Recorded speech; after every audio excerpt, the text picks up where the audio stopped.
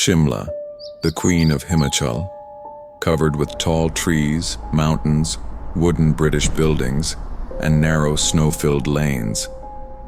Every year, millions of tourists visit this hill station to enjoy its cold breeze, peace, and natural beauty. But there is another side of this beautiful town, one that is terrifying and chills the soul.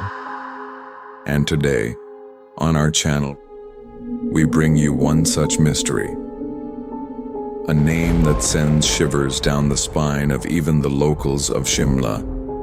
CHUDAIL BAWDI, which is well. Yes, CHUDAIL BAWDI. Baudi means a well. But this is not an ordinary well. They say the air around it touches your soul directly. It was the year 2016. Aditya Gupta, an urban documentary filmmaker, arrived in Shimla from Delhi. His goal was to research real haunted places in India. The name CHUDAIL BAWDI had robbed him of his sleep. He carried a 4K camera, audio recorder, drone, and a research diary. His heart was full of passion and his mind determined, I'll go there and bring out the truth. Not far from Shimla, on New Chota Shimla Road, lies CHUDAIL BAWDI. The village lanes felt frozen in time. But Aditya, without fear, kept moving forward. He asked locals about this mysterious place, trying to understand what it really was. And the common answer was, whoever goes there never returns. A frail old woman whispered these words, but Aditya smiled. Maybe I'll be the first who goes there and comes back too. He parked his car a little away from CHUDAIL BAWDI. As he began walking, a harsh and shaky voice came from behind. Stop! It's forbidden to go near the well at night. The voice belonged to Ramesh Thakur, an old watchman whose eyes were blood red. Aditya turned around. With a slight smile, he pulled out a 500 rupee note from his pocket and offered it. Still forbidden. Ramesh looked into his eyes for a moment, then pulled out a bottle of local alcohol from his torn pocket. He took a long swig, and with a trembling laugh said, Come, sir. I'll drop you there myself. Lightning cracked in the sky, and the two began walking toward the well. It was late at night. Now, Aditya was alone. Ramesh had only walked with him up to the edge of the forest, but the moment a crow's first caw echoed through the woods, he turned and ran, without saying a word, without looking back. Aditya stood alone in the dark forest. All around, only the sound of insects, the rustling of trees, and a silence that pierced deep into the chest. He set up his tripod, turned on the camera. The red light blinked. He started speaking. So friends, I'm standing near CHUDAIL BAWDI, where people say a witch lives. I want to know how much of it is true. Just then, a thud sound.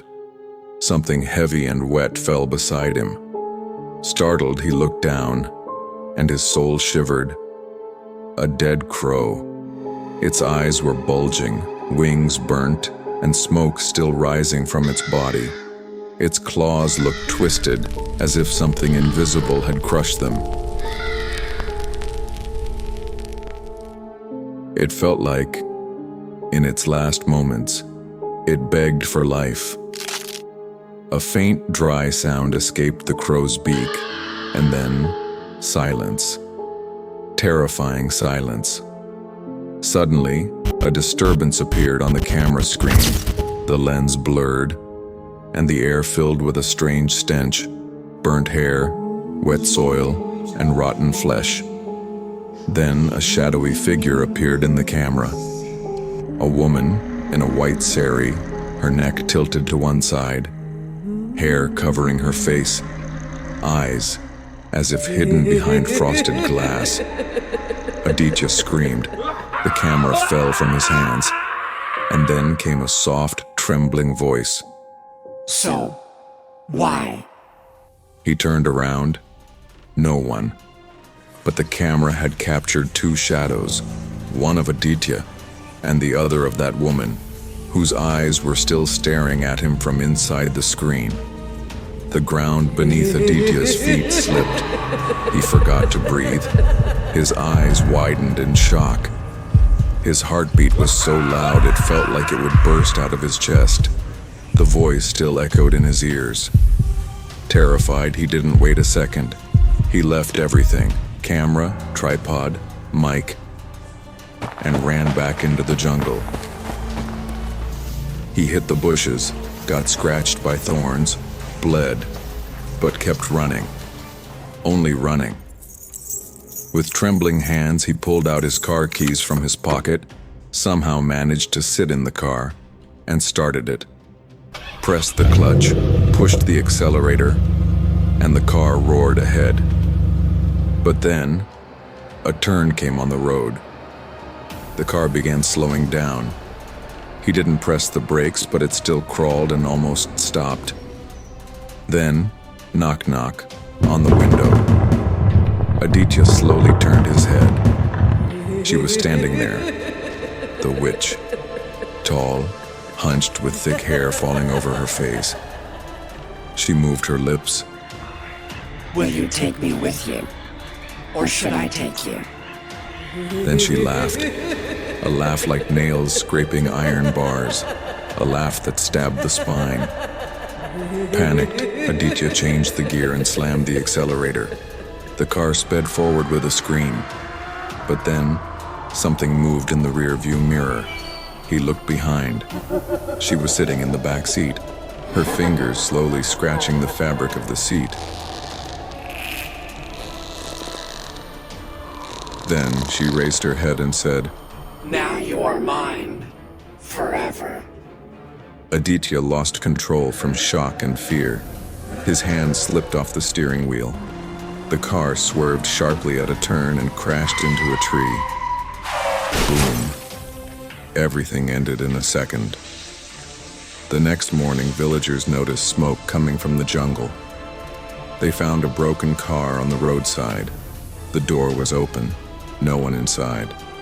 On the seat, there was only Aditya's research diary. In it, one final line was written in blood. I've seen her. Now she'll never let me go. Police were called. Near the well, a camera and tripod were found, but Aditya was never found.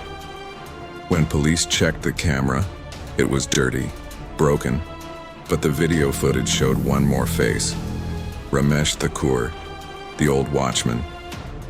When police reached his home, he was banging his head against the wall. She called me. Now she will come. She will come. He was admitted to a mental hospital. Now let's go back to where the story began. It was the 19th century. In the snowy valleys of Shimla, a British officer was posted, a strict, eccentric, and cruel man.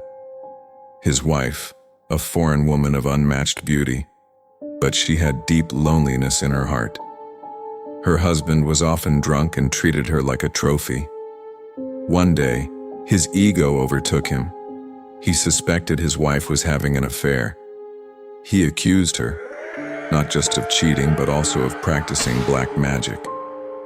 Without questioning or listening, he dragged her to a well, got the ground dug up, and buried her alive under the snow. Forever. They say that's when CHUDAIL BAWDI was born. The woman's spirit still wanders there. She found neither love nor justice. Now she calls every soul that walks near her well. You might think this is just a story. Then listen to the truth. In 2020, Shimla police declared the place a sensitive zone. It is banned to visit after 10 p.m. Locals say mobile networks disappear, cars shut down on their own, and sometimes a soft voice on the radio says, Can you see me? So next time, if a woman in white sari asks for a lift on a lonely road, don't turn around. She might be the same witch who still roams every night searching for her next prey. If you liked the story, don't forget to like the video and subscribe to our channel.